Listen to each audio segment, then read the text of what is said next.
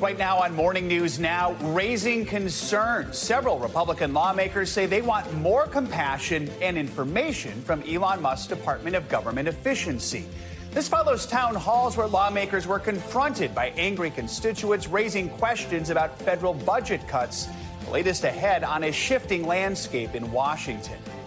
Budget battle. House Republicans gearing up, hoping, despite their razor-thin margin, they can pass President Trump's ambitious agenda, which includes trillions of dollars in tax cuts. House Speaker Mike Johnson looking to shore up support with a key vote on the budget possibly happening today. Details ahead. Sign of hope. Pope Francis remains in the hospital in critical condition, but the 88-year-old pontiff is showing some signs of improvement.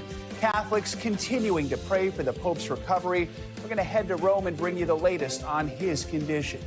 And soaring prices. Denny's becomes the latest restaurant to add a surcharge on eggs as the bird flu keeps driving up costs. We'll tell you what other morning favorites are also on the rise and how other countries are stepping in to help.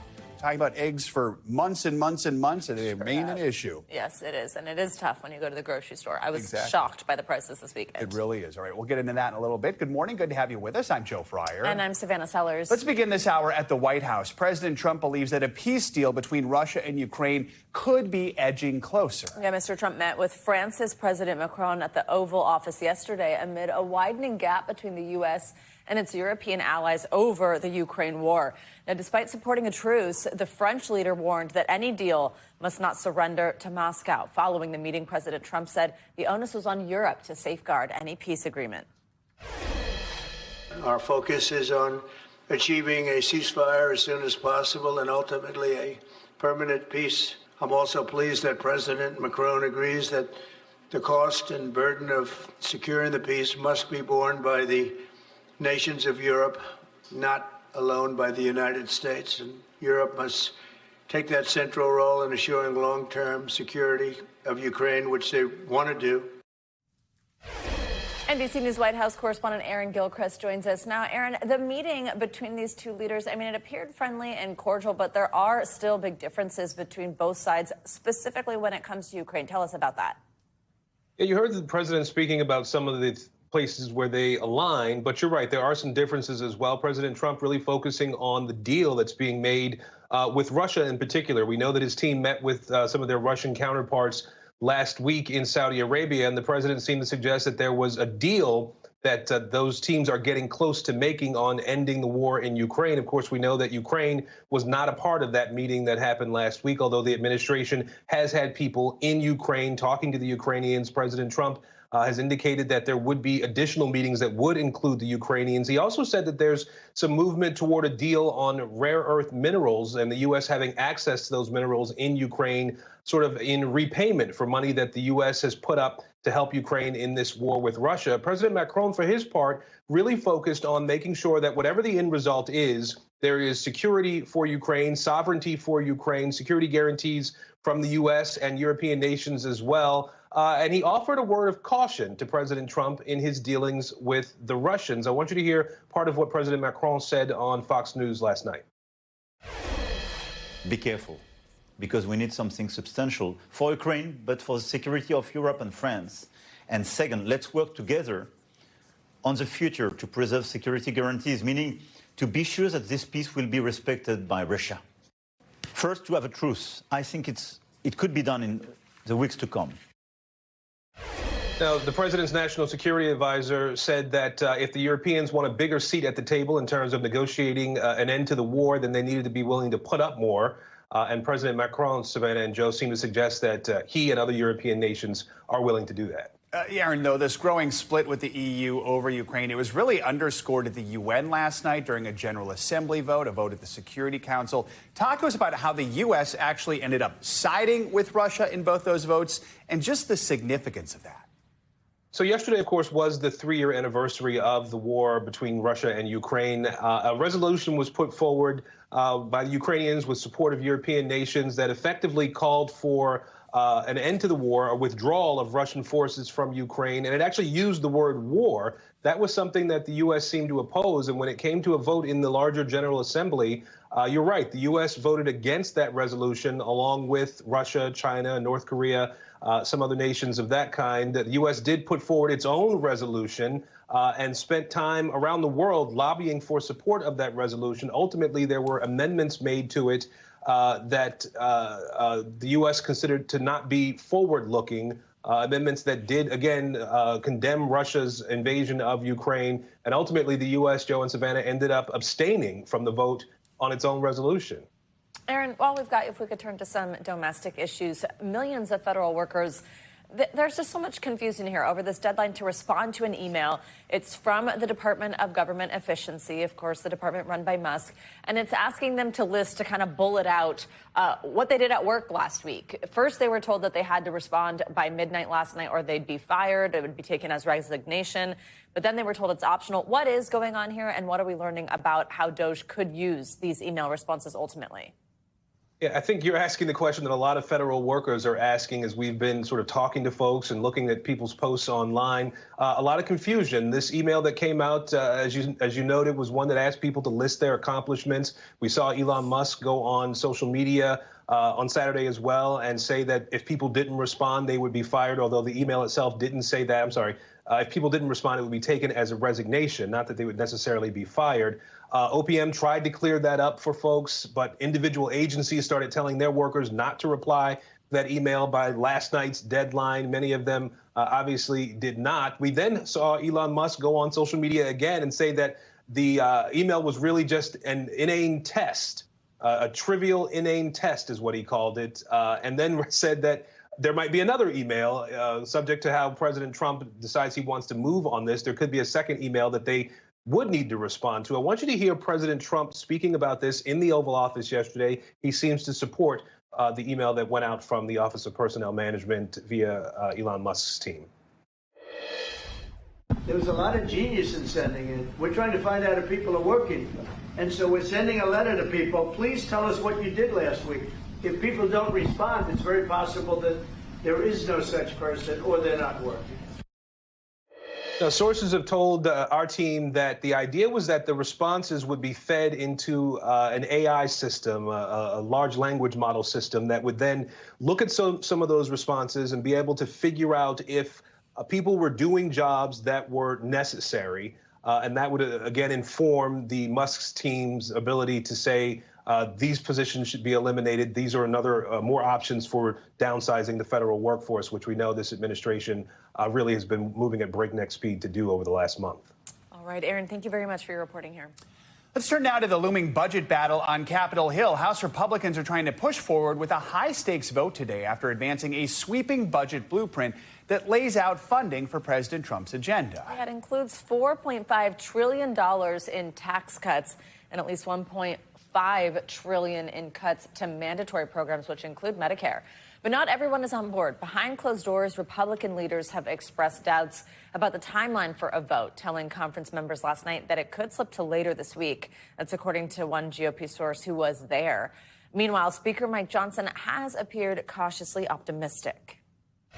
We're going to get everybody there. This is a prayer request. Just pray this through for us, because it is very high stakes, and everybody knows that. And as we were talking in the hall guy a little while ago, somebody noted a couple weeks ago, the thing about having a small majority is it brings great clarity. It's clarifying, you know. I don't think anybody wants to be in front of this train. I think they want to be on it. With a razor-thin majority, House Republicans can only afford to lose one GOP vote if all Democrats vote against it. So let's bring in NBC News Capitol Hill correspondent Julie Sirkin. Julie, last night it seemed like the list of possible Republican defectors was growing. Talk about why some are still on the fence. Does it look like they could actually vote on this today? It's a great question, and it's a good thing House Speaker Mike Johnson is a man of faith, because he's going to need it today to get through this potential vote tonight. He left the Capitol last night being cautiously optimistic. That's after he met with members from different sides of the caucus, Republicans who are moderate members, Republicans who are more on the conservative end. And the problem for Mike Johnson, we've seen this movie before, is that everybody wants different things, and he only has a one-seat majority. You got some moderates who want Johnson to promise them that he will not touch Medicare, Medicaid, food stamp benefits that are so crucial to their constituents. When they're making those cuts, it's really a hard bargain, and it's hard to imagine how they can cut anywhere close to $1.5 trillion, $2 trillion, which is their ultimate goal, without touching those key programs that millions of Americans rely on. Then you have conservatives, for example, Thomas Massie, who is a deficit hawk. He walks around the Capitol with this little debt clock pinned to his lapel. He is an automatic no. So Johnson can't lose anyone beyond Massie to pass this budget resolution and get President Trump's agenda moving. Plus, of course, you have the pressure coming from the upper chamber, the Senate, that managed to pass their version of a budget bill. That's certainly squeezing Johnson here, too. Julie, so where does this leave? Tell us more about Democrats. Do they have any leverage?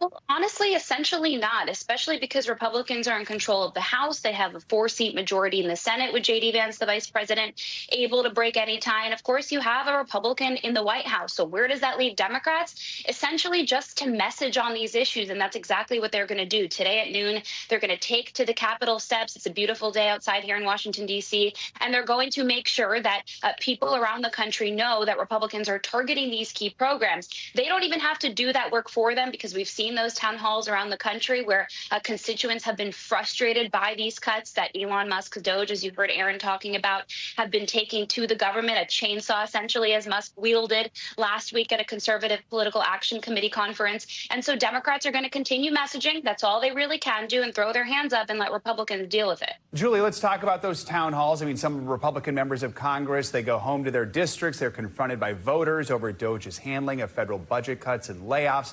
Let's play a moment from a town hall with Wisconsin Congressman Glenn Groffman, where things got pretty heated.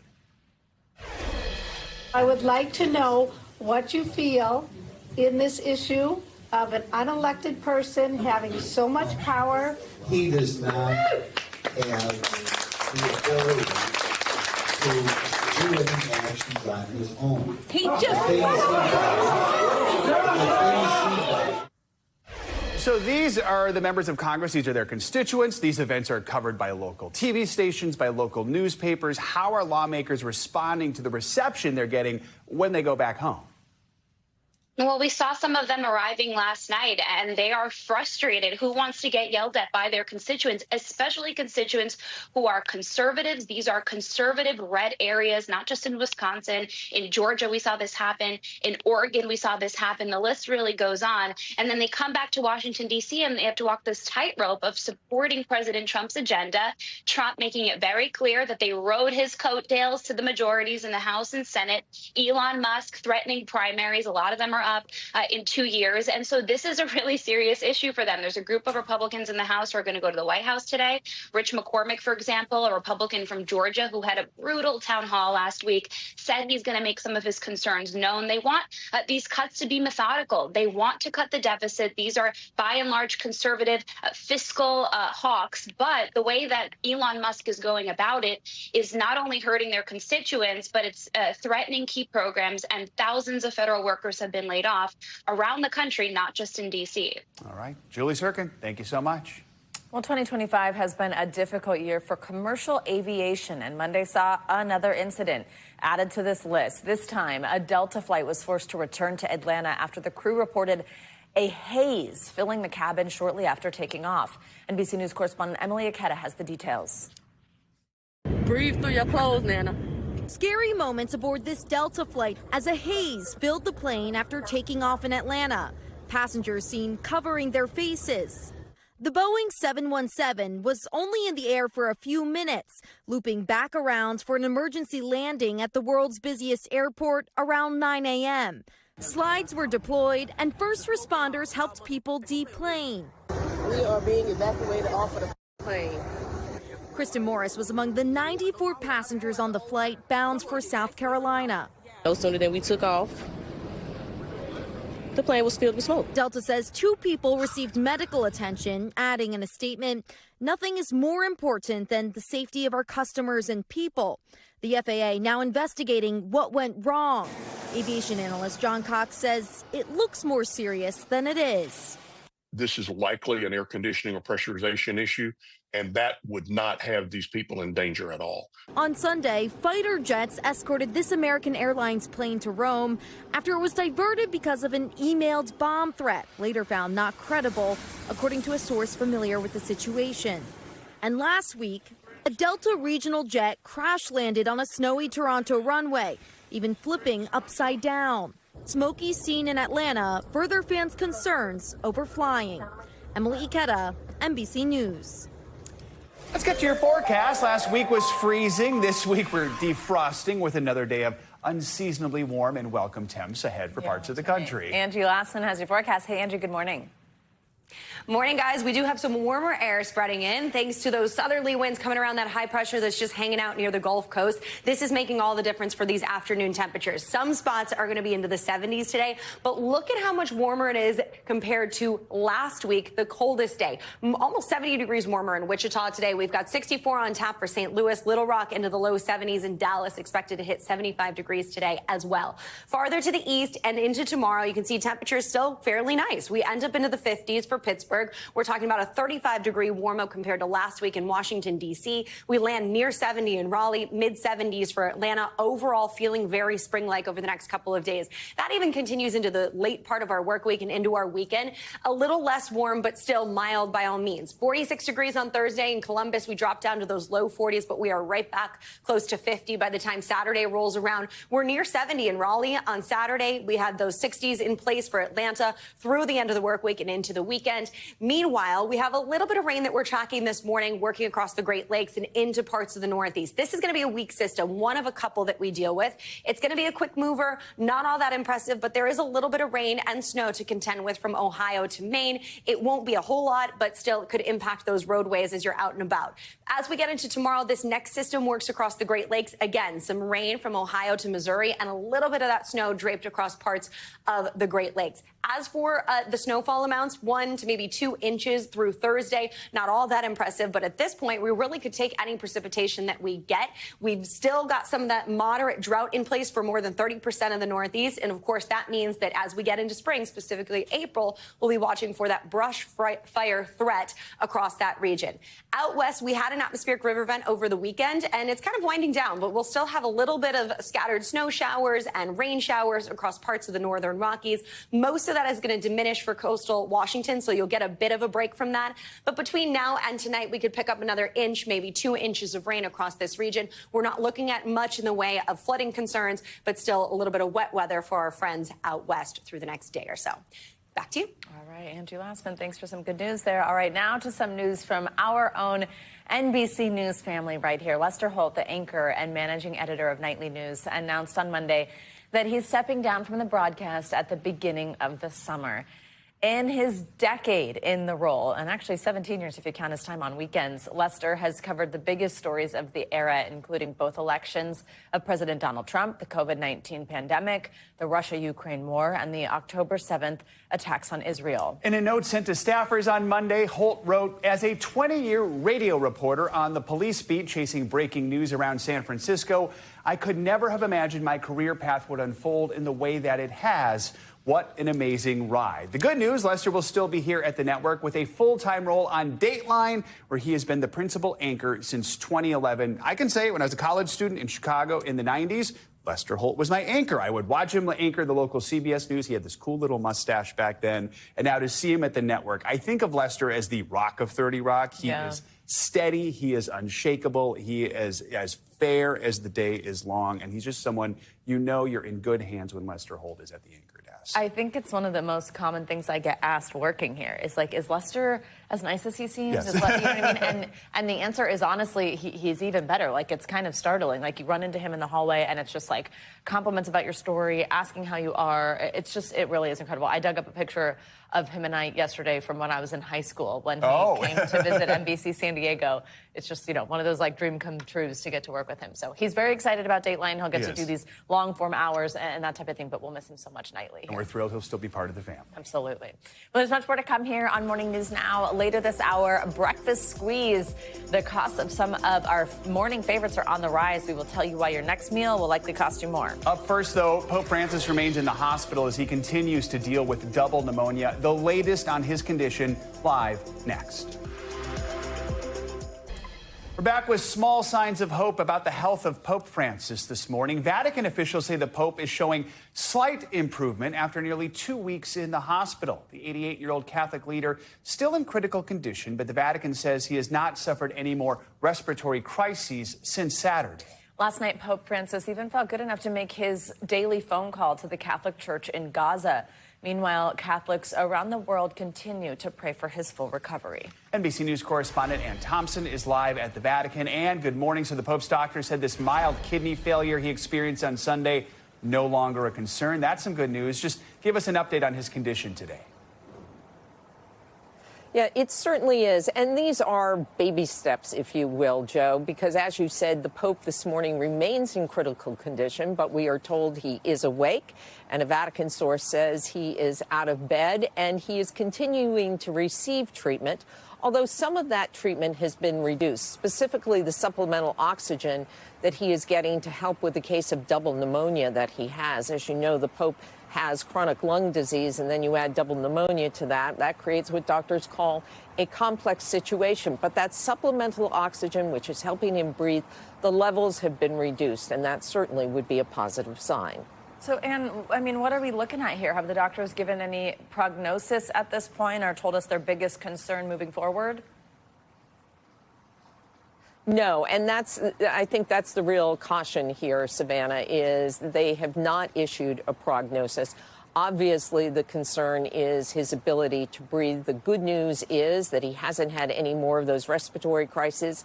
And as far as his anemia goes, his blood levels show that he does not need any more blood transfusions. He had a couple over the weekend. So those are the positive things. But they're very concerned. They're concerned about his overall health. He's 88 years old. He has, along with his breathing problems, because the upper lobe of his right lung was removed when he was 21 years old. He also has sciatica, and he has a bad knee that has caused him to be in a wheelchair and a cane. And perhaps most of all, he just doesn't slow down. He does his job. In fact, he was working yesterday. He met with the Secretary of State, and the two agreed that they would have a future meeting to discuss future saints for the church. So the Pope is looking ahead. But it is still a very complex situation.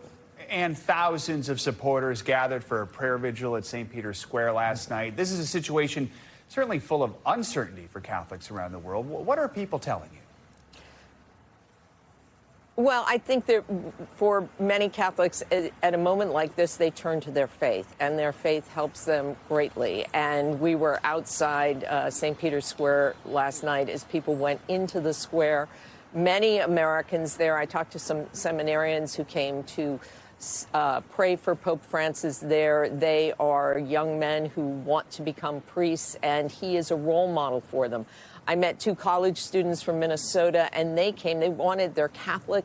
They wanted to be with other people in this moment of crisis and join together to offer their prayers for Pope Francis. When you feel hopeless and you are scared, prayer can give you great comfort, especially if it is offered for the person you love.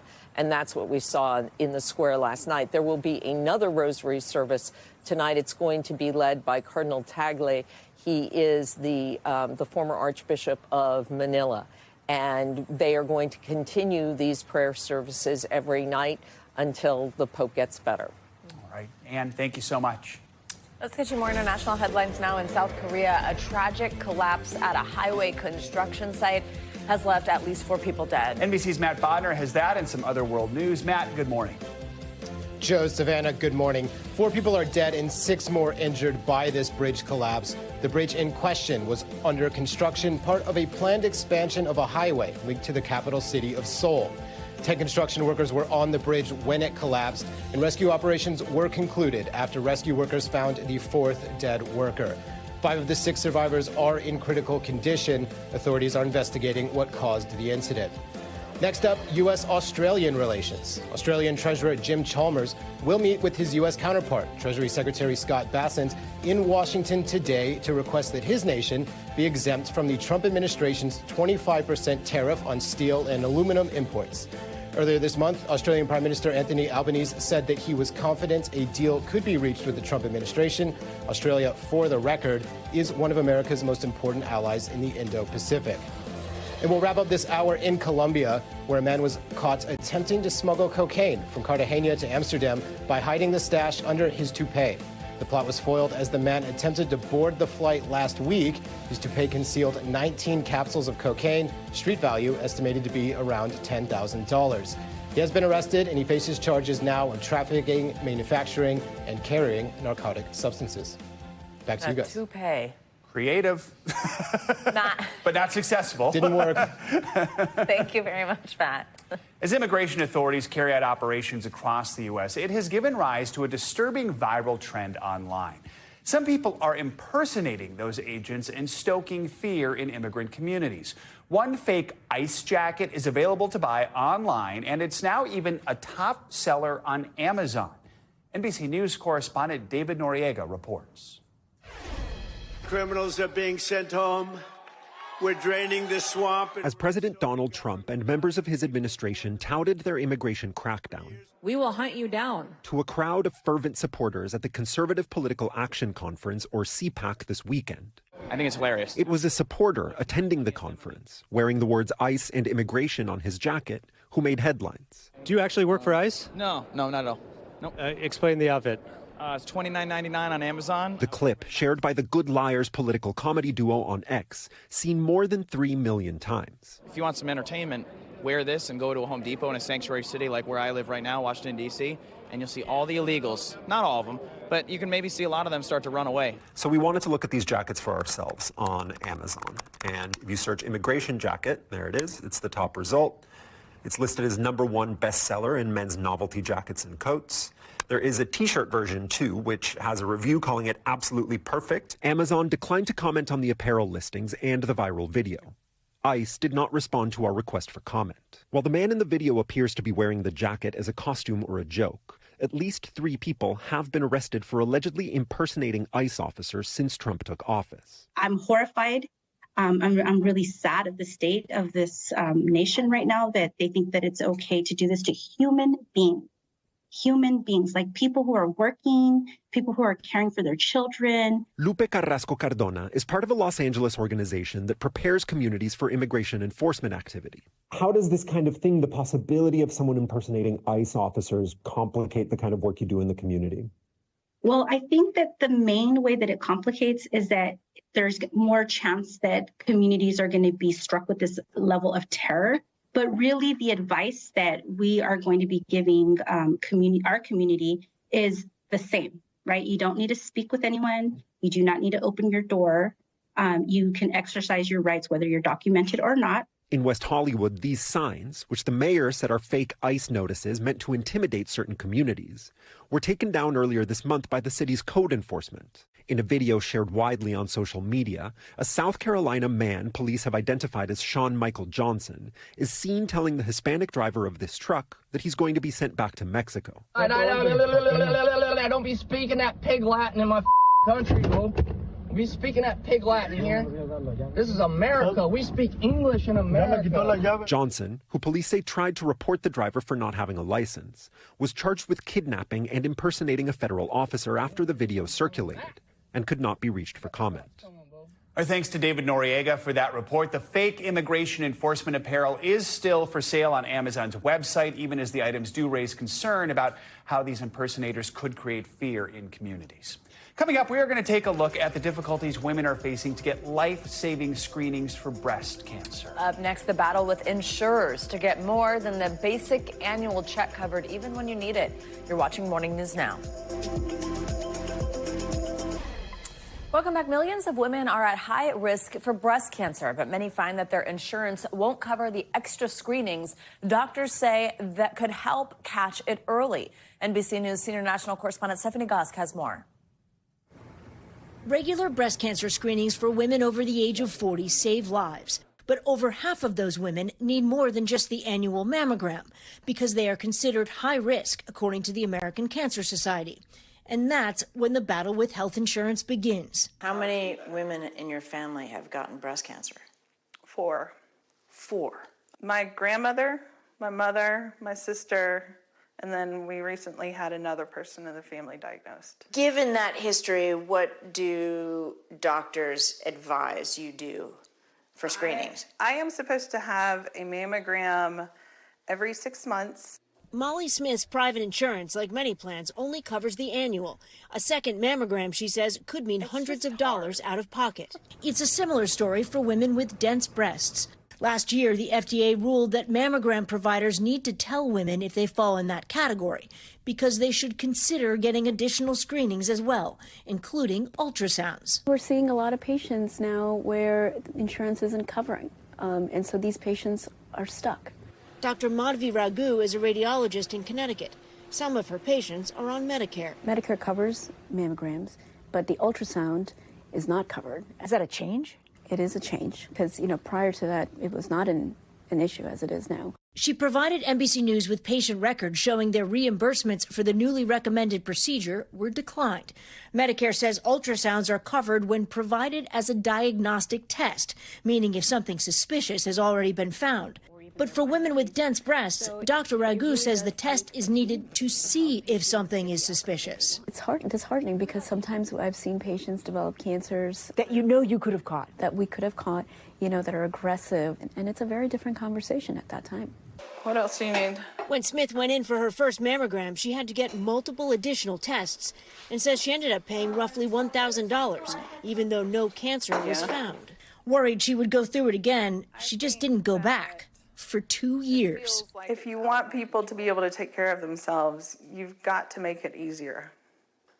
You've got to make it so that it's affordable and something that you can do on a regular basis. Stephanie Gosk, NBC News, Myrtle Beach, South Carolina.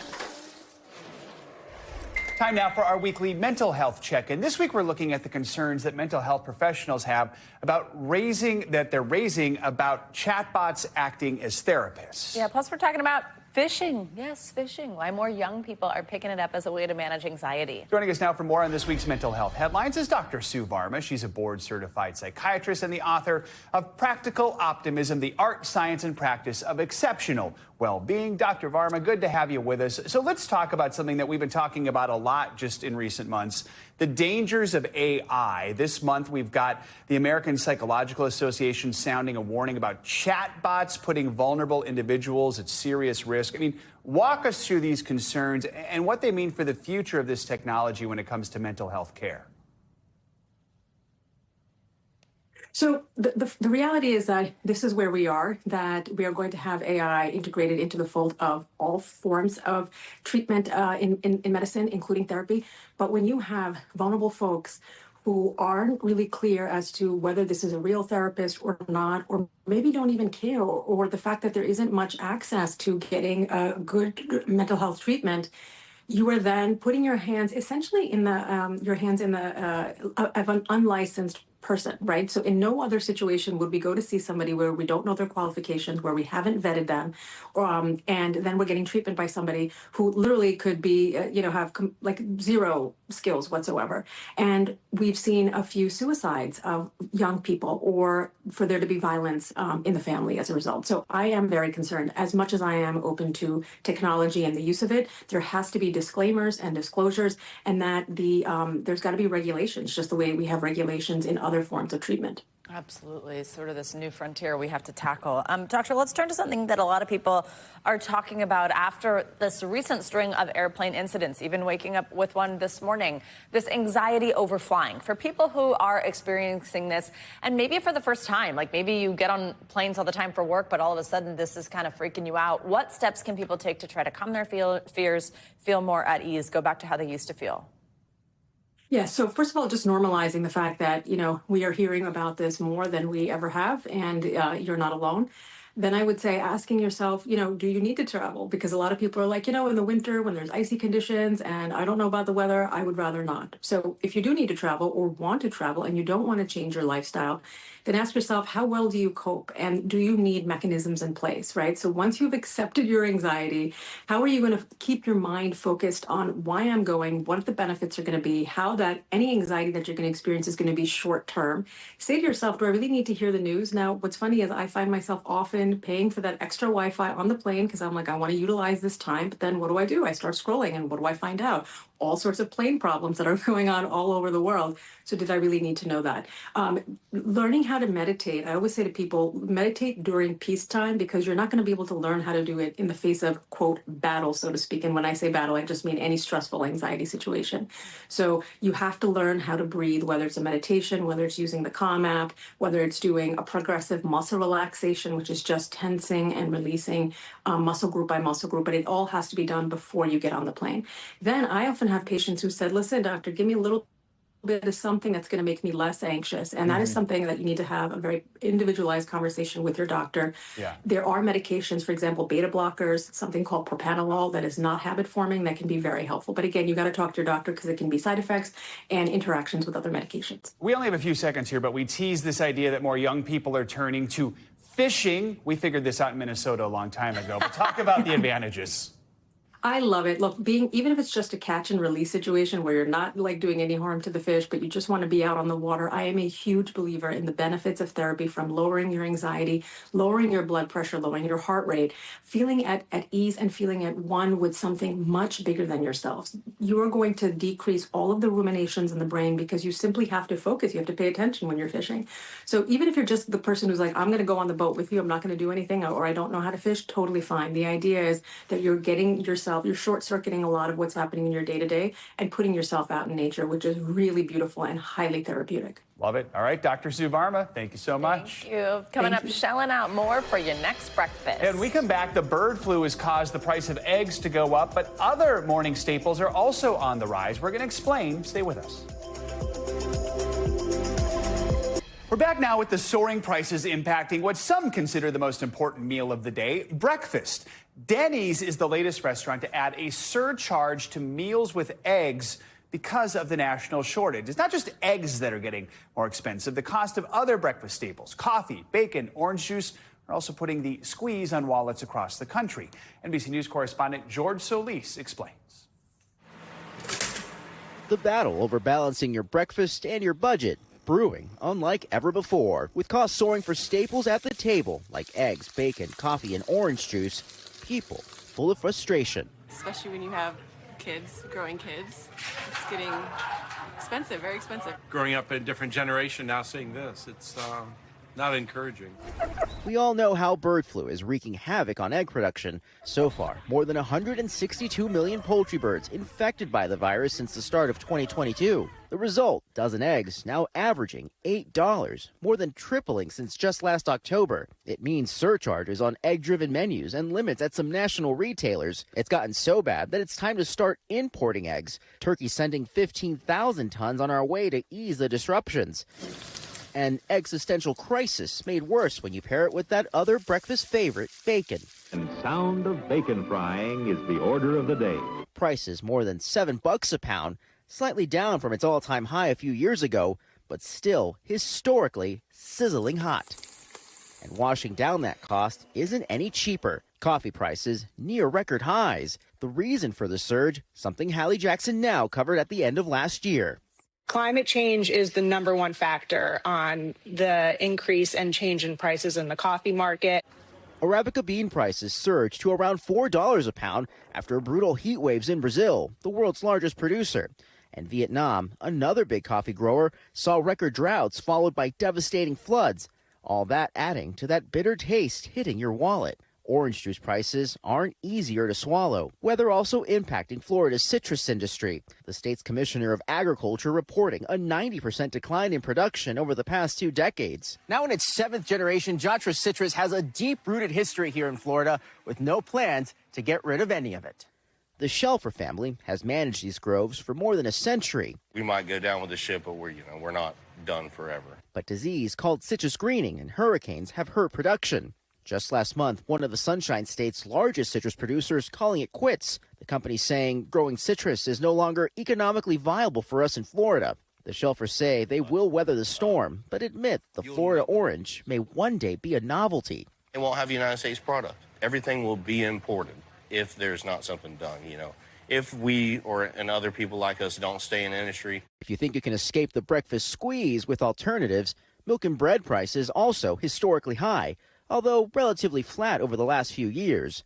And if you're eyeing that avocado toast, there's concern there too. If the current paused tariffs on goods from Mexico kicks back in, it could also drive prices higher. The most important meal of the day, filling stomachs, but emptying wallets, at least for now. All right, George Solis, thank you for that report. Let's get you some more money news now. SpaceX is reportedly working on a big upgrade for the FAA. CNBC's Savannah now has that and some other financial headlines. Savannah, good morning. Good morning, Joe. Good morning, Savannah. Yeah, Elon Musk, SpaceX is looking to deploy Starlink satellite internet terminals to help speed the upgrade of the FAA's IT networks. Now, Bloomberg reports the move raises further questions about conflicts of interest for Musk's business empire and the future of a $2 billion contract the FAA awarded to Verizon in 2023. Sources say Musk approved the shipment of Starlink terminals to the FAA last week, and one has been installed at an air traffic control technology lab in Atlantic City, New Jersey for testing. The FAA confirming the agency is testing the terminal in New Jersey and 2 at non-critical sites in Alaska. Meanwhile, Chegg is suing Google, alleging AI summaries of search results have hurt its traffic and revenue. The online education company has also hired Goldman Sachs to explore its options, including a sale or going private. Chegg's stock has dropped more than 80% in the past year, pushing its market value down to about $100 million. And Anthropic launching a new AI model, which the startup designed to think about questions as long as users wanted to. Now, Anthropic calls it the industry's first hybrid AI reasoning model because it can give both real-time answers and thought-out answers to questions. The new model represents Anthropic's efforts to simplify a user's experience. Existential brooding AI. All right. Scary stuff. Thanks, Savannah.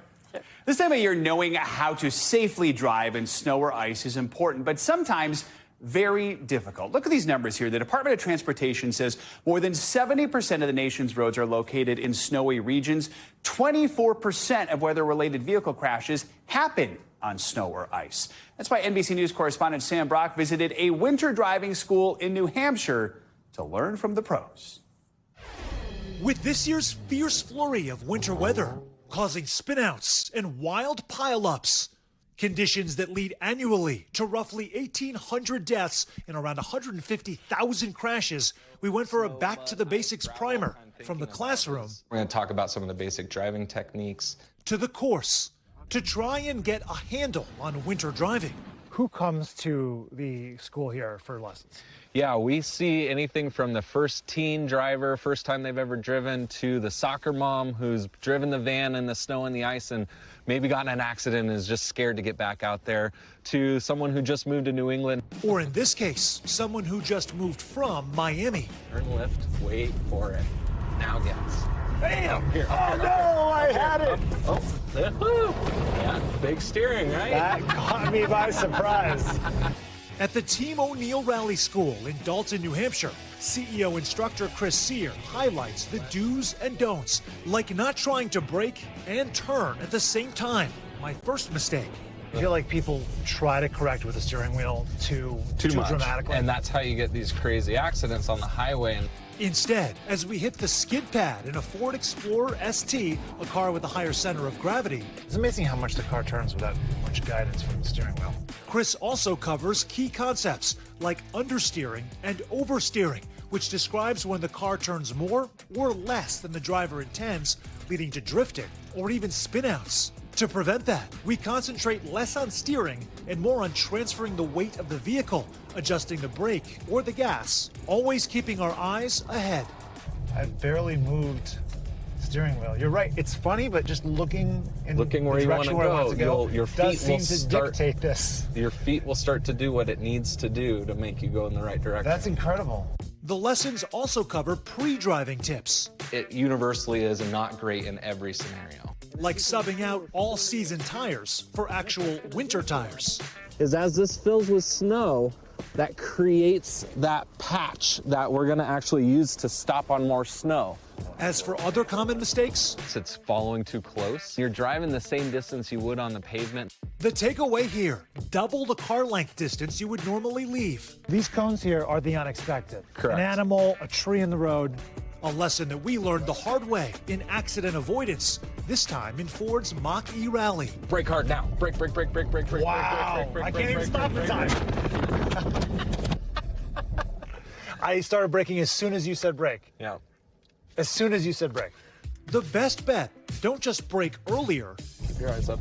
Go, go, go, go, go, go, go. Brake. Left. You're thinking in your head, all right, I have to brake, but then let go of the brake to actually turn. But also, don't try to steer until after you've released that brake. It's counterintuitive, for sure. It's very counterintuitive. An exercise in practice and patience that's a work in progress. I wouldn't say you were able to master it, but... You don't think I'm a master yet? No, but you're a good student. Sam Brock, NBC News. Okay, I'm not riding Sam, with Sam. almost getting in an accident for a shoot. Sam, thanks for doing the hard work. Good job. All right, also this morning, several areas out west are on high alert for avalanche danger. Yeah, rescuers, though, have some fierce yet adorable four-legged friends to help them search for people who are buried in the snow. We're in for a treat today because our own meteorologist, Angie Lastman, has a first-hand look at what goes into training these top dogs. Hi there, guys. Climate change is leading to an increase of weather emergencies, but dogs, especially those who love snow, are uniquely positioned to find trapped people. Here you go.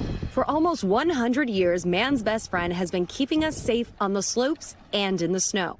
Now, with avalanche risk escalating worldwide, these search and rescue dogs are more important than ever. Climate change is causing winter to become the fastest warming season across the U.S., with higher temperatures leading to growing avalanche risks in the West. When the temperatures rise, snow layers become slushy, and the layers unstable, with the potential to slide. The highest avalanche risk in the U.S. is in the western mountain ranges, with the largest number of avalanche fatalities in Colorado. And that's where these pups come in, as search and rescue dogs trained to help in avalanche emergencies. Nate Birdseye picked up his dog, Mud, 2 years ago and immediately started her training. The right handler and the right dog make up a team. And that team is what's going to be deployed in the event of an avalanche. Both the dogs and handlers must go through multiple certifications that assess their ability and performance to see how they respond in emergencies, a process that can take 2 to 3 years. So with all the technology that we have, why are dogs so crucial in this role? A lot of people aren't using the technology of beacons, shovel, probe. The dogs, they have their nose, which is their beacon, and they have the ability to follow scent to somebody who's been buried by an avalanche. A built-in beacon.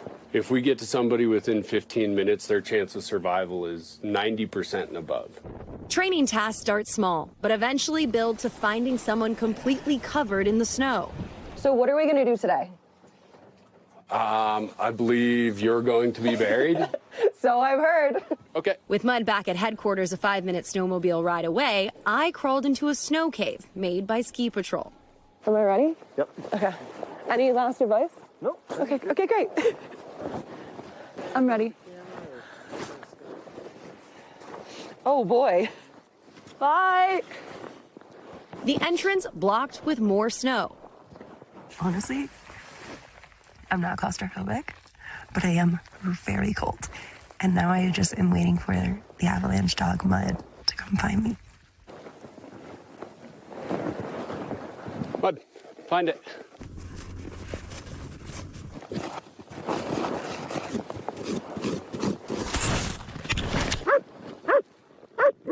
Good girl, Mud. Life-saving actions from man's best friend. Yes, Mud. Good girl. Rewarding the pups' hard work with play is a key part of their training. And before entering that snow cave, I was given really strict instructions that I need to engage in an enthusiastic game of tug-of-war once Mud found me. That reinforces, of course, her achievement and ensures she's ready to get to work in real-life scenarios. Oh my, Angie, thank you so much. What a cool piece. It's so amazing to see the work they're doing. All right, coming up, we'll be telling you about a simple idea that gives people the opportunity to connect and reflect. Up next, we'll show you how a lemonade stand became a grandma stand, and now it's making a big difference. Welcome back. We have been bringing you updates on that asteroid, which experts thought might crash into Earth.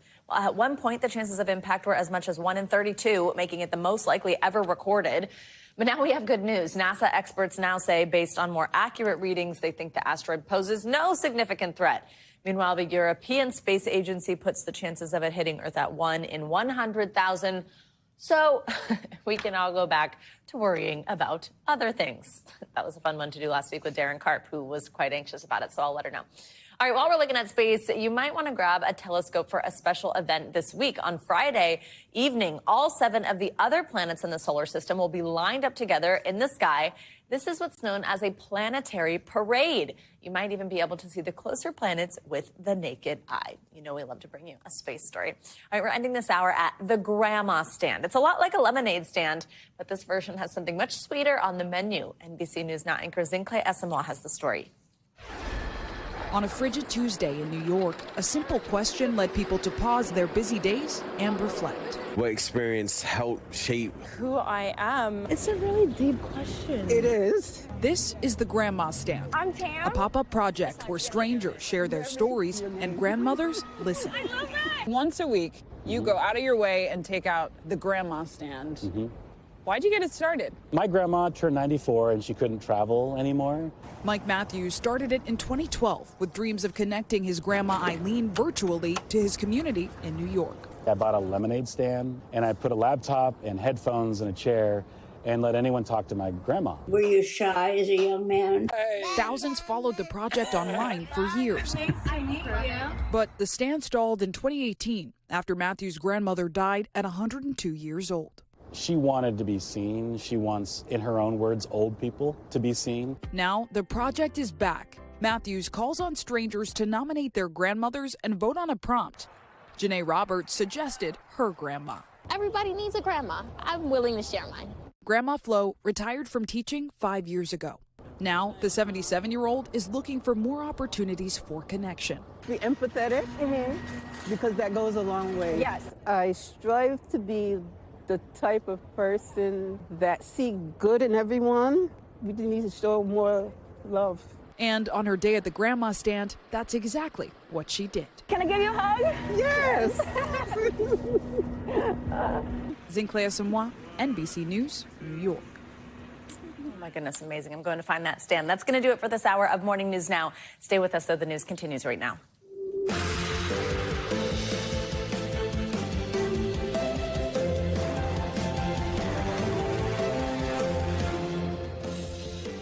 Good morning. Thanks for joining us on a Tuesday. I'm Savannah Sellers. Joe will be with us in just a bit. Right now on Morning News Now, the growing federal fallout this morning surrounding President Trump's and Elon Musk's sweeping government overhaul. The prominent Senate Republican now pushing back on their controversial restructuring plan. As Russia's war in Ukraine enters its 4th year amid a growing divide between the U.S. and top European allies. Also this morning's show of support, thousands turning out to a rainy St. Peter's Square overnight, praying for the recovery of Pope Francis as he remains hospitalized in critical condition, battling a serious case of double pneumonia. We are at the Vatican this morning with the very latest on his condition. Plus, the nationwide scramble for eggs now affecting costs at another major restaurant chain. What you need to know about Denny's joining this penny-pinching food fight over a breakfast table staple. And ready to launch, the latest and greatest Formula One has to offer on display in London as the 2025 season kicks off in style.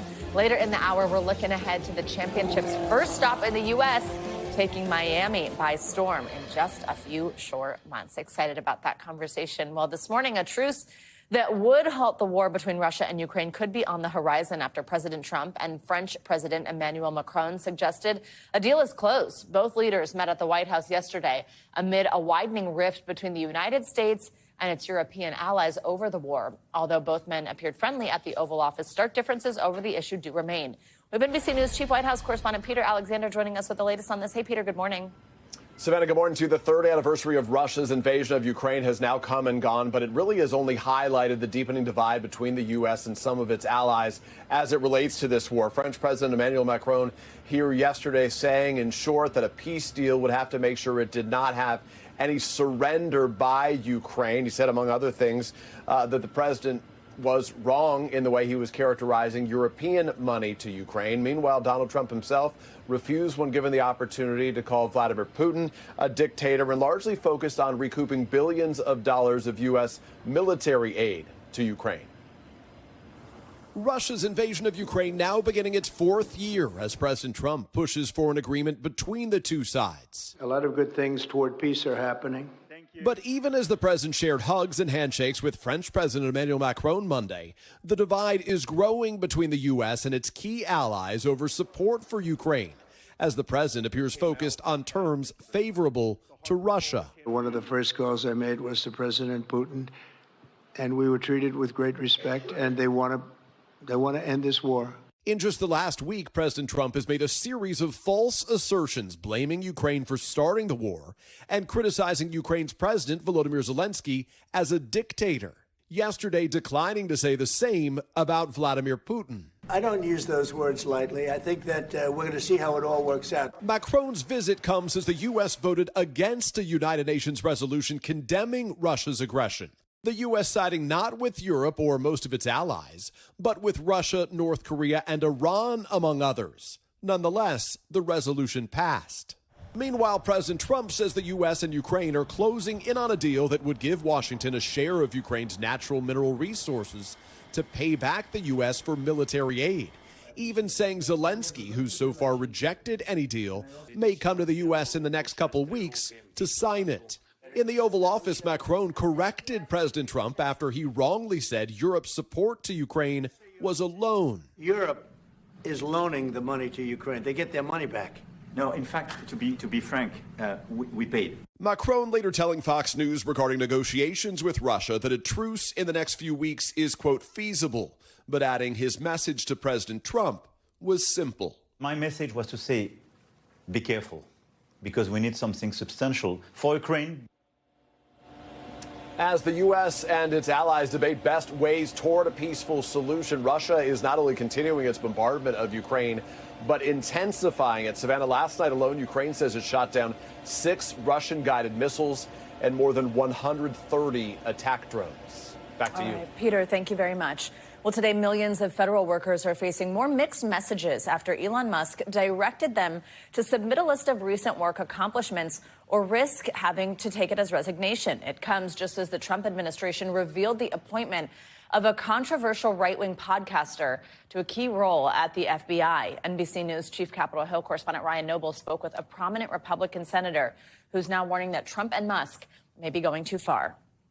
Even this morning, federal workers do not have clear guidance as to how to respond to an email requiring they list their recent accomplishments or face losing their jobs. One Republican senator told me that this tactic is nothing but intimidation. This morning, federal government employees are waking up to yet another new directive from Donald Trump and Elon Musk after a day of mass government confusion. Overnight, the deadline passing from that weekend email sent by the Office of Personnel Management at Musk's instruction, asking for them to list 5 things they've accomplished or face termination. Some government agency leaders, including Trump's allies, telling their staff they shouldn't answer. Other departments telling employees to respond, but not to reveal classified information, while Trump praised Musk's actions. There was a lot of genius in sending it. The office that sent that email following up Monday to say it's voluntary. But then a new order from Musk Monday night, giving employees more time, but making it clear they better comply. Failure to respond a second time will result in termination, Musk posted on his platform X. Senator Lisa Murkowski, a Republican from Alaska, a state with a significant number of federal workers, said the email was intimidating employees. There is a way to do this that is proper, that is lawful, and also treats our federal employees with a little bit of dignity. It comes as some Republicans are facing backlash at town halls over Musk and his department's cuts. A congressman in Missouri defending Musk yesterday. Whether you like it or not, Elon Musk does have a security clearance. He later said the overflow crowd included organized protesters. The cuts coming as Trump is making a controversial move at the FBI, appointing Dan Bongino, a former police officer and Secret Service officer with no experience at the FBI, as the deputy director of the agency, a position normally reserved for a career agent. Bongino has used his conservative media platform to peddle conspiracy theories, falsely cast doubt on the 2020 election results, and attack the FBI, saying it needs to be disbanded. Bongino's appointment as deputy director was a shock to rank-and-file agents at the FBI. The FBI Agents Association had circulated a memo to their workforce that revealed the new director, Kash Patel, had promised to appoint a career agent to the post. Meanwhile, Bongino has promised to help, quote, reestablish faith in the institution. Ryan, thank you very much. Well, for more on the shakeup specifically at the FBI, let's bring in NBC News Justice and Intelligence correspondent Ken Delaney. And Ken, good morning. Thanks for being with us. So you've been reporting all over this right now on Dan Bongino, specifically this appointment to this high-level post. What are FBI officials telling you about what the reaction has been like at the Bureau to an appointment like this? Yeah, good morning, Savannah. It's hard for me to overstate how profoundly shocked and dismayed most of the people inside the FBI I'm talking to are with this appointment, because it's not just that he's not a career agent and this is the first time in the Bureau's history that that is happening. That disturbs them a lot. But they're more concerned about the conspiracy theories that he's peddled explicitly about the FBI. For example, he said that the FBI lied when they said they didn't know the identity of the suspect that placed the bombs outside the RNC and DNC before January 6th. He said there was a conspiracy theory. They're covering it up. There's no evidence of that. That's the kind of thing that really, really worries the people I'm talking to. This is a man who now will have enormous power. The deputy director runs the FBI, and they're just very concerned that it's Dan Bongino. And the deputy FBI director is responsible for managing many of the day-to-day operations of the Bureau. Do we know what the plans are here when it comes to Bongino, just kind of knowing how to do the job? Yeah, that's the thing. He's never worked at the FBI. He's a former Secret Service agent.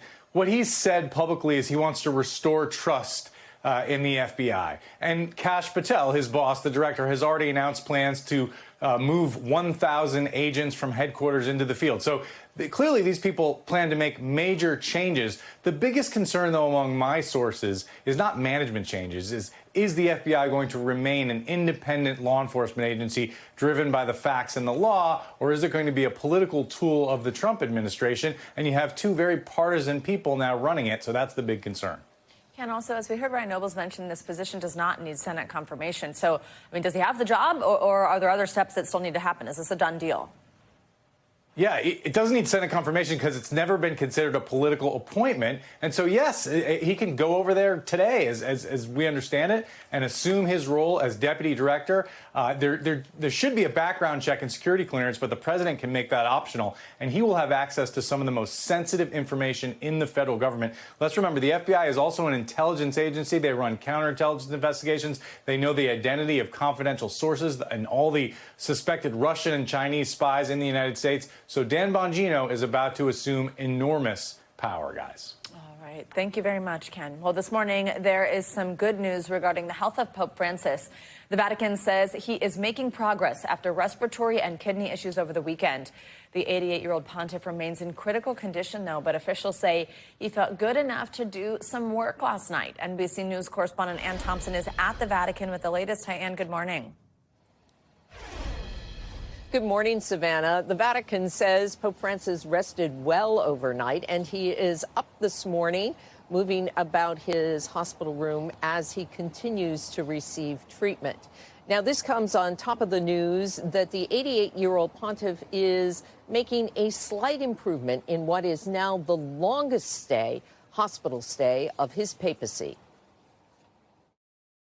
This morning, Pope Francis is up, and a Vatican source says out of bed after a full night of rest. Though he remains in critical condition with double pneumonia, the Vatican says the Pope was able to do some work Monday, including his nightly call to the Catholic Church in Gaza. He also met with his Secretary of State. Fueling the cautious optimism this morning, doctors say Francis' mild kidney failure is no longer a concern, and while he continues to get supplemental oxygen, the levels are reduced. Prayers for the pontiff intensifying. In St. Peter's Square, the Cardinals of Rome led the first nightly rosary for the Pope. In the crowd, Minnesota College students Sarah Schmitz and Kellen Otte. That he's in poor health right now, and we want to do our part and give strength to him spiritually. Coming together with a lot of other people who are here to do the same thing. So I feel like it's more powerful. In his native Buenos Aires, a mass for the recovery of the Argentinian Pope. Viva el Papa Francisco! At the White House, President Trump and French President Macron you have a message for Pope Francis, sir. Sending Francis good wishes.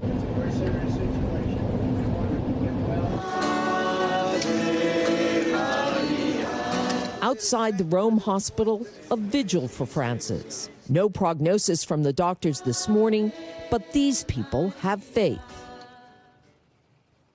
On the one hand, it does sound like there's quite good news here. We're getting little pieces of that, but why won't the doctors give a prognosis or more forward-looking information?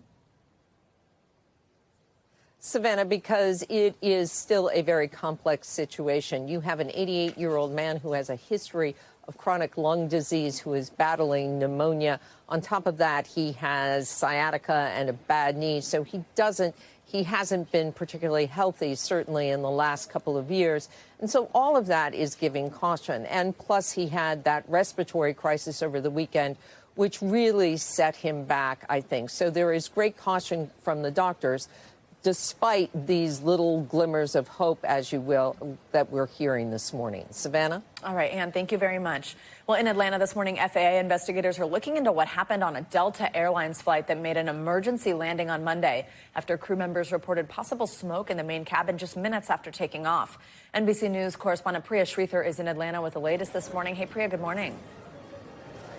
Good morning, Savannah. This is just the latest in a series of incidents that Delta and other airlines have had to respond to over the last week. The good news in this case is that all of the passengers who were on that plane that was diverted back here to Atlanta are safe.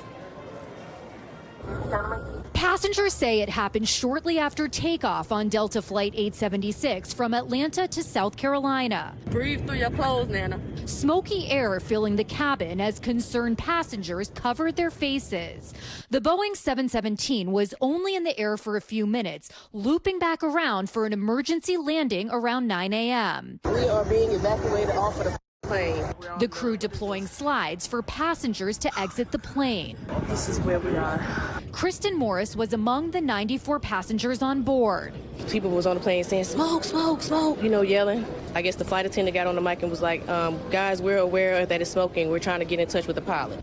Delta says 2 people received medical attention, adding in a statement, the flight crew followed procedures to return to Atlanta when a haze inside the aircraft was observed after departure. Nothing is more important than the safety of our customers and people. As scary as it looks, NBC aviation analyst John Cox says it was likely not a life-threatening situation. This is likely an air conditioning or pressurization issue, and that would not have these people in danger at all. A similar situation reported Saturday night on a Sydney-bound Delta flight out of LAX. The plane returning to land safely shortly after takeoff. Delta 43 Heavy 2, at this time, they're having some smoke and fumes issues on the aircraft. The FAA said it would investigate both of the incidents. And that plane was up in the air for about 35 minutes before it made its way back here to Atlanta. A spokesperson for Delta said that the entire incident had a moderate impact on airport operations. Savannah? All right, Priya, thank you very much. Well, can you believe this? It's been 3.5 years since the murder of 22-year-old Gabby Petito, the young woman who went missing on a cross-country road trip with her fiancé, in a story that gripped the world's attention. Well, Netflix is shining a light on the days leading up to Gabby's death in a 3-part docuseries that's receiving mixed reactions. NBC News correspondent Emily Aketa joins us with the details on this one. Hey, Emily, good morning. Savannah, good morning to you. This is an emotional new deep dive into not just what happened to Gabby Petito, but the warning signs to look out for in cases of domestic violence. I spoke with the executive producers of the series that has since shot to #1 on Netflix. Hi, I'm Brian. And I'm Gabby. This morning, the tragic death of Gabby Petito back in the spotlight after a newly released Netflix docuseries revealing new details about the unraveling of her relationship with fiancé Brian Laundrie, who officials say admitted to killing her in a note found after his suicide. I remember saying to Brian, you take care of her, keep her safe. And he looked at me and he smiled and he said, I will. The 3-part series that immediately jumped to #1 on Netflix, incorporating new voices, including Gabby's ex-boyfriend. I got a text from Gabby, and I called her. She and Brian had gotten in an argument. I feel like the phone call was a cry for help. That was just days after this interaction with Utah's Moab police. There's 2 people saying that they saw him punch you. Well, to be honest, I definitely hit him first. Amid backlash after the documentary, the city of Moab underscoring in a statement, police separated the couple that night.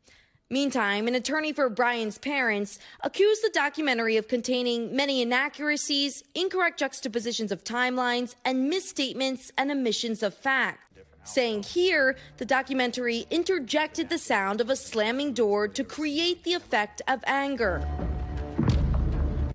The series also digs into a trove of texts and letters, painting a very different picture from the laughing, loving videos of a couple on a cross-country road trip.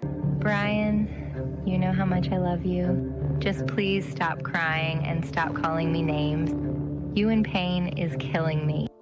That voice, an AI recreation of Gabby's. We bought a van. Despite granting permission to the filmmakers to do so, Gabby's mother, Nicole, calling it weird to The Independent. I would think from any parent's standpoint, would be a little offsetting. Do you still stand by that decision?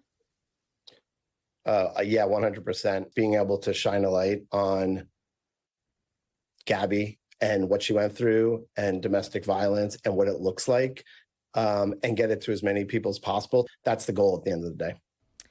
One shared by Gabby's family. I could only hope that we've made her proud and she's looking down on us and saying, thank you for being my voice when I couldn't speak anymore.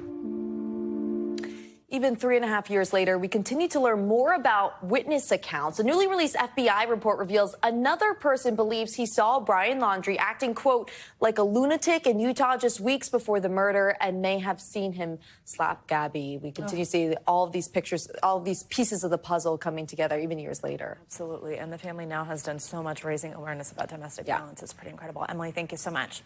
Well, it is time now for a look at your forecast. Meteorologist Angie Lastman has the latest for us. Hey, Angie, good morning.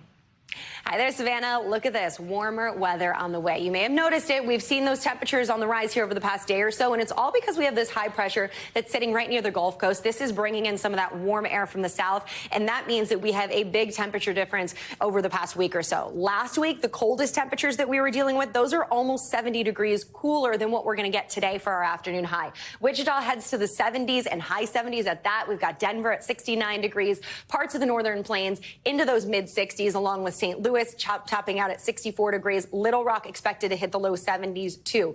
Temperatures across the east, even into tomorrow, they're going to be mild, feeling very spring-like. We've got high 60s for Raleigh, talking about a 35-degree warm-up compared to last week in Washington, D.C. We land at 62 degrees today there. And, of course, more of those 70s for Nashville and Atlanta.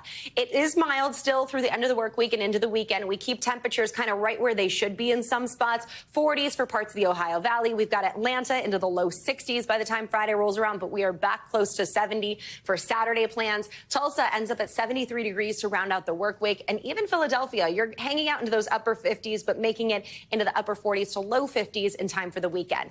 A bit of rain to deal with if you're in Pittsburgh, stretching to Buffalo and down through the Ohio Valley. This is a quick moving and really essentially weak system we're going to watch through today. It's not going to dump a whole lot of rain, but it could be impactful for that early morning commute. The rain and snow basically from parts of Maine stretching to Ohio through the day today. This is going to be out of here, though, pretty quick, so you won't have to worry about that much longer. But we do have another kind of weak system that'll roll through the Great Lakes tomorrow. This leaves us, again, with some shower chances and some snow showers. Most of the snow across the Great Lakes, most of the rain stretching from Ohio down to Missouri. We'll see maybe an inch or so in some of those highest amounts when it's all said and done. As far as the snowfall, an inch or two across parts of interior New England. Back over to you, Savannah. Angie, thank you so much. Well, there's much more to come on this hour of Morning News Now, including that nationwide egg shortage now cracking into costs at Denny's. What you need to know the next time you head out to breakfast. First, though, how obesity can impact fertility and how popular weight loss drugs like Ozempic could actually help with conception. The doctor is in. That's coming up. Welcome back. We are getting firsthand accounts from migrants who are held inside the military base at Guantanamo Bay. They are sharing their stories as the Trump administration halts the temporary protected status for Venezuelans in the United States. Here's NBC News correspondent Marissa Parra. Dozens file out of the plane with bags, children, whatever they can carry, taking their first steps back on Venezuelan soil. These are among the first deportation flights from the United States. 242 Venezuelan men, women, and children were repatriated Monday, as new images show hundreds of migrants trudging forward into the unknown. It's the third flight of its kind, coming just days after 177 deported Venezuelan migrants arrived back home from Guantanamo Bay. Now we're hearing for the first time about the conditions inside the military base turned detention center. De verdad que no pienso volver a salir de mi país porque quedé de verdad traumatizado con todo lo que pasé. In an interview with our partner Telemundo, Kevin Rodriguez says he was detained in Guantanamo for 14 days. Now reunited with his family in Venezuela, he recalls spending days stuck inside a dirty 9-by-6-foot cell with little food, losing 9 pounds in 2 weeks. Habían hasta telaraña, estaban en muy mal estado esa celda. Eso era lo que más me preocupaba, cuánto tiempo iba a estar ahí, cuánto tiempo iba a estar mi familia sin saber de mí. This is part of our plan to make sure that we're protecting America. The news comes less than a month after DHS Secretary Kristi Noem announced on Fox and Friends that the administration was revoking temporary protected status for more than 600,000 Venezuelans in the U.S. TPS is a federal program that allows people from certain countries to live and work in the U.S. when it's deemed unsafe to return to their home country. Nos sentimos traicionados, nos sentimos burlados y usados. The move sparking outrage and shock across Venezuelan communities in the U.S. I'm talking about CEOs and business owners, and I'm talking about artists and athletes. It's across all sectors. Michelle Canero is an immigration attorney in heavily Venezuelan South Florida. And as a Venezuelan herself, she says it's personal. This is directly affecting the majority of my clients. It's affecting my family, my friends, my neighbors. Roughly 40% of residents in Doral, just outside Miami, are Venezuelan. And President Trump's November victory in Miami-Dade marked the first time a Republican candidate won the Hispanic county since 1988. Their communities rallied behind this administration, whether or not they voted for him. I think there was wide support from the majority of my clients who now find themselves facing deportation. They're feeling a little bit of shock. They didn't think that that's what this administration was looking for, was deporting people like them. Our thanks to Marissa for that report. The decision to reverse TPS for Venezuelans is now being challenged in court with 2 separate lawsuits coming from California and Maryland. Both argue it's unconstitutional and racially discriminatory. Let's get to more international headlines now. We're going to start in France, where the trial of a surgeon accused of sexually abusing hundreds of children is underway. NBC's Matt Bodner has that and some other world news. Matt, good morning. Joe, Savannah, good morning. This is a shocking case underway in France. A retired surgeon on trial as part of France's largest ever sexual abuse case, child sexual abuse case, one with 299 victims, admitted his guilt in court yesterday. This was just the start of his trial, and when the judges asked the defendant if he wanted to make a statement, he said that he was appearing before the court, quote, because one day, when most of these people were children, I committed hideous acts. The surgeon also said that he was prepared to take responsibility for his actions, recognizing the damage he may have caused the victims. Moving along now to Malaysia, where a judge has tossed part of a case against the British band The 1975. Back in 2023, the band was playing at a music festival in Kuala Lumpur when the band's lead singer kissed a male bandmate on stage. Homosexuality is a crime in Malaysia, and the organizer of the festival was seeking a $2.4 million settlement in damages for the band's criticism of the country's anti-homosexuality laws. A London judge found that the band members themselves cannot be held liable for breach of contract. And we'll wrap things up right here in the UK, where the British Siberian Husky Dog Championship wrapped up its season on Saturday. This isn't quite like the Husky races you've seen elsewhere, since there is no snow. Here in the UK, this is known as dry weather racing. There are a number of different classes in the championship, categorized by number of dogs pulling the sled. The most competitive class is C3, or the 3-dog category. This was won by Naomi March, who crushed her competition. The next season begins in November. Back to you guys. I feel like no snow would make it harder, but the wheels would make it easier. Yeah, that's true. I agree with that. Matt, thanks so much. All right, coming up, important question. Is there a link between obesity and fertility struggles? After the break, we'll dig into some new research showing weight gain can not only impact women, but men too. The doctor is in next.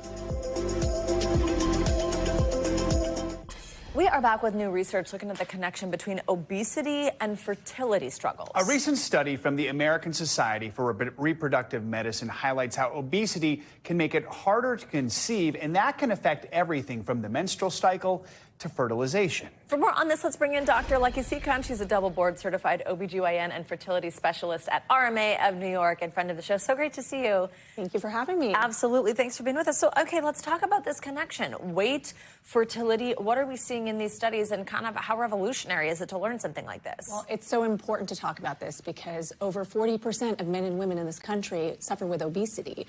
And not only can it impact your general health, we know that it can have a profound effect on your fertility. The main mechanism is in women, it tends to disrupt ovulation. And this is because a lot of times when people have obesity and excess weight on their bodies, they are insulin resistant. This can cause your ovaries to produce too much testosterone, and it interferes with the signals from the brain to the ovary, leading to irregular or absent ovulation. And I always say when it comes to trying to get pregnant, if you're not ovulating, you're not in the game. On the male side of things, it can actually lead to excess estrogen production because in the fat cells, that's where you have testosterone getting converted to estrogen. So it can lead to sexual dysfunction as well as problems with sperm quality in men. I think that's a surprising thing to some people. When the obesity with men, weight is a factor, right? It affects both men and women, exactly. Wow. And for men, how often are you hearing that they're surprised to hear that something like their weight could impact their sperm quality? I think a lot of the responsibility tends to fall on women when we think about optimizing health and trying to optimize your fertility. But, you know, most people will be shocked to find out that their chronic medical conditions, including obesity, can impact their fertility, whether they're a man or a woman. We had a lot of important conversations about the male infertility piece of this, which is a huge issue even for women. So how can these weight loss drugs that we talk so much about, Ozempic, Wegovy, help? I mean, if it's going to help the obesity, does that help fertility, or can they have an impact on fertility? So weight loss drugs are one piece of the puzzle. Obviously, we always recommend diet, exercise, healthy lifestyle, but sometimes that's not enough, especially when you're dealing with your biological clock and the fact that fertility is time sensitive.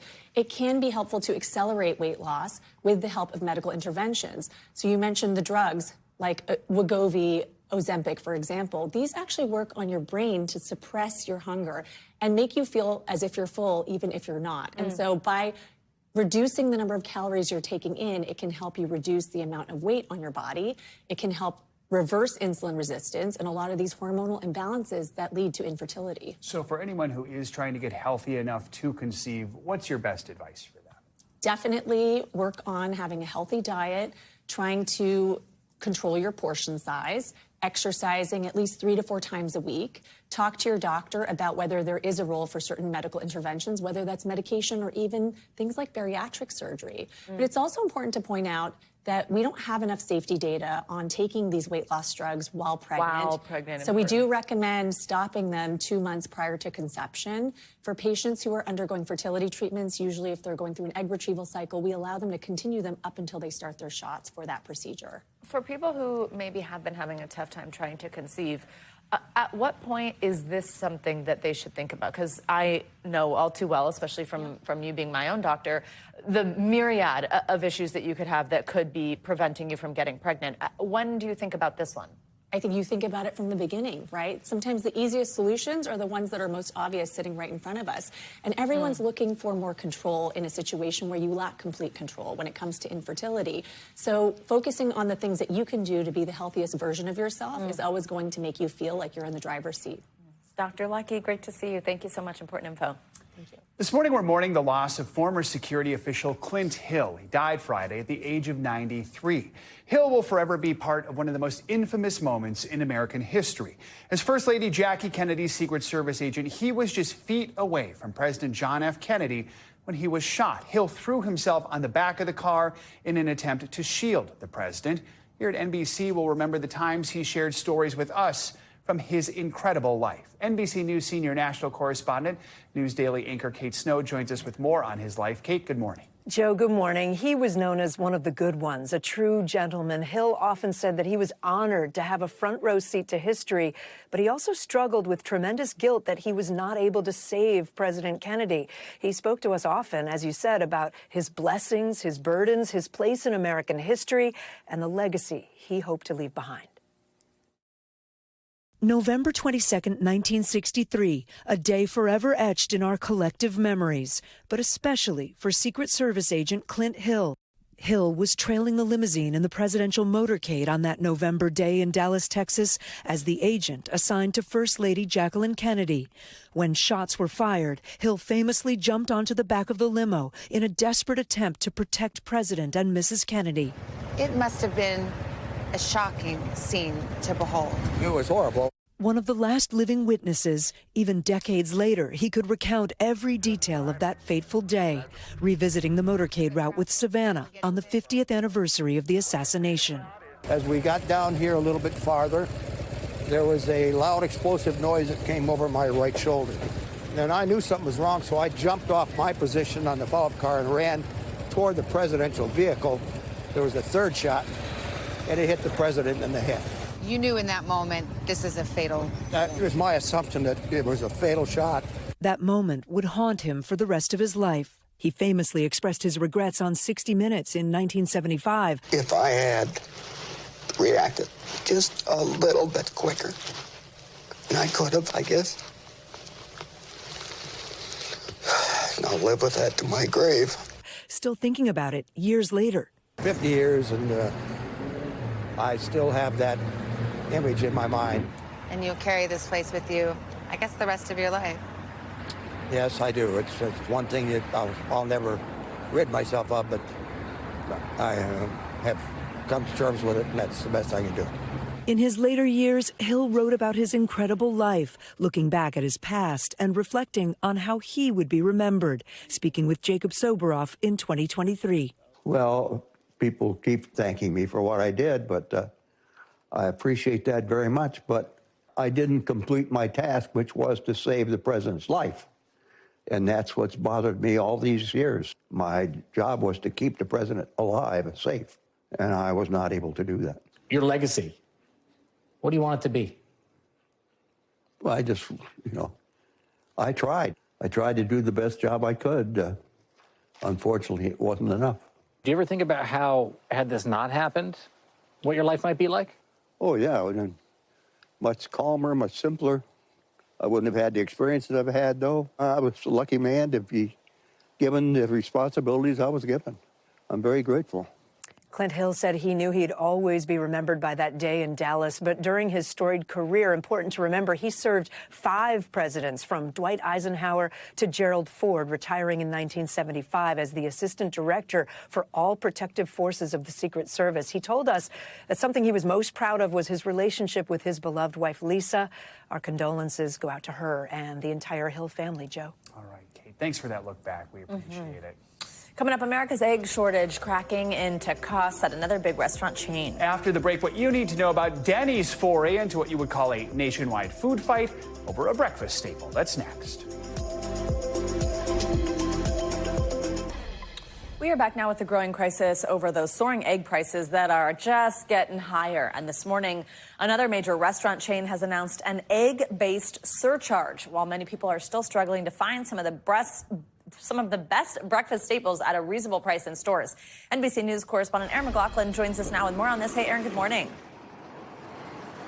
Hey, Savannah, good morning. That's right. Denny's is now slapping a surcharge on its eggs. They say it's temporary, that it's only impacting select locations, but it's the latest restaurant chain to take action in the face of a nationwide egg shortage.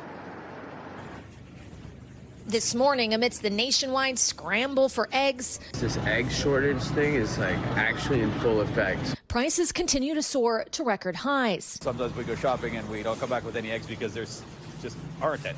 According to the USDA, a dozen large eggs will now run you more than $8 on average, up 4% from earlier this month. The crisis tied to rampant cases of the bird flu, spreading through flocks nationwide. The 2468 value menu is back for a limited time. Major chains like Denny's now joining the food fight, confirming that some of their restaurants will temporarily add a surcharge to every meal that includes eggs, calling the move a fluid situation, joining other breakfast staples like Waffle House. The biggest thing to understand is it's a temporary thing. If you raise prices, you generally raise prices permanently. If they're putting a surcharge in, eventually they're planning to take it out, in theory. And at the supermarket, when you can find the coveted cartons, some stores like Trader Joe's and Costco are limiting the amount customers can buy at any one time. At the Make My Cake bakery in Harlem, New York, owner Aaliyah Baylor has been cracking eggs for her concoctions for the last 30 years. Customers can repeat what my prices were in 1995.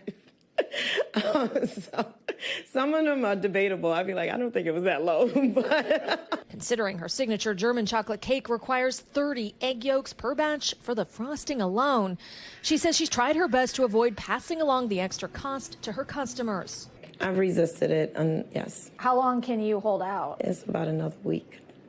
It's another week. As the bird flu continues to run rampant nationwide, in the coming days, the USDA is expected to announce a new strategy to deal with the bird flu and bring down the price of eggs. Savannah? All right, Aaron, thank you so much. Well, more financial headlines now. Nippon Steel isn't done trying to buy up U.S. Steel. CNBC's Savannah now has that and some other money stories. Savannah, good morning. Hey, Joe. Hey, Savannah. Good morning to you. Yeah, the president of Japan's Nippon Steel says the company is set to start talks with the Commerce Department as it tries to revive its bid to buy U.S. Steel. Now, the previous deal was blocked by the Biden administration. Nippon Steel says that offer will serve as a starting point for discussions with the Trump administration. Earlier this month, President Trump said Nippon Steel's nearly $15 billion bid would take the form of an investment in U.S. Steel instead of a purchase. Retailer Joann is closing its stores after more than 80 years in business. The Ohio-based company will sell itself to a liquidator after no buyers emerged to keep the company operating. Joann will conduct a going-out-of-business sale at all of its 831 locations and online. This will be once it gets approval from a bankruptcy court. Joann filed for Chapter 11 twice over the past year. And more than 1,000 British musicians are releasing a silent album to protest the UK government's plans to let tech companies use copyrighted material to help train their AI models. The album, which came out today, is called Is This What We Want? And it features recordings by artists ranging from Kate Bush to Annie Lennox of empty studios and performance spaces to show what they fear will be the fate of creative venues if the plan goes through. Proceeds from the album will go to a charity called Help Musicians, guys. All right, Savannah, thank you so much. Speaking of music, this morning we are remembering music legend Roberta Flack, the voice behind classics like Killing Me Softly with his song and The First Time Ever I Saw Your Face. Her representatives say she passed peacefully, surrounded by loved ones. She was 88 years old. Flack's soulful ballads made her one of the biggest artists of the 70s, and her influence is still felt today. This morning we take a moment to look back at her incredible life and legacy. I swam in my bed with his fingers, singing my life with his words. Roberta Flack's velvety voice was heard across generations, but for many fans of Flack, the first time ever they heard her voice was in Clint Eastwood's 1971 movie, Play Misty for Me. Ever I saw your face. The song in the film catapulted Flack to overnight stardom. She quickly followed up with another smash, Killing Me Softly. Killing me softly with this song. The two songs made Flack the first artist to ever win back-to-back Grammys for Record of the Year. Flack's story began when she started playing piano at age 9. My father went to what was obviously a junkyard to get this, because when the piano came back, there was such an odor. She was a prodigy, earning a full music scholarship to Howard University when she was 15. Tonight, I celebrate my love. She scored another hit in the 80s, a romantic duet with Peebo Bryson. Flack collaborated with many other greats, including Stevie Wonder, who wrote Don't Make Me Wait Too Long. Flack shared her special friendship with Wonder on Today back in 1991. I've had Stevie Wonder call me up at 3 o'clock in the morning and sing to me, and it's wonderful. A new generation was reintroduced to Flack's music when the Fugees covered Killing Me Softly. When I recorded Killing Me Softly in 1972, I had the same kind of goosebumps. You know, when I sang it, performed it, recorded it, thought about it, as I do now when I hear the Fugees sing it. Stars like Jennifer Hudson are calling her one of the great soul singers of all time. And Maggie Rogers shared this live cover of Flack's iconic song.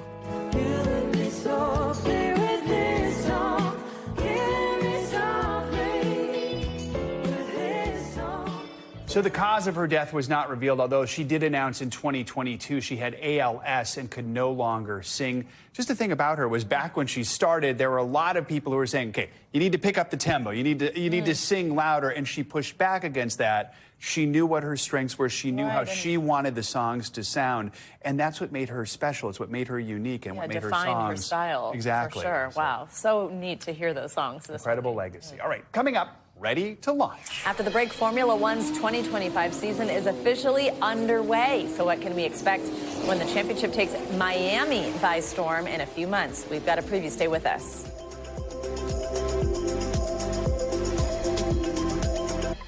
Welcome back. Finally this hour, the Formula One season is officially underway after a kickoff event in London last week. Fans were introduced to some new cars and some exciting team announcements for this year. And it is all about to get started. Gunther Steiner, who is the Miami Grand Prix ambassador, which is very cool, joins us here in studio live with what to expect this season. And some of you might recognize him from the Netflix hit series.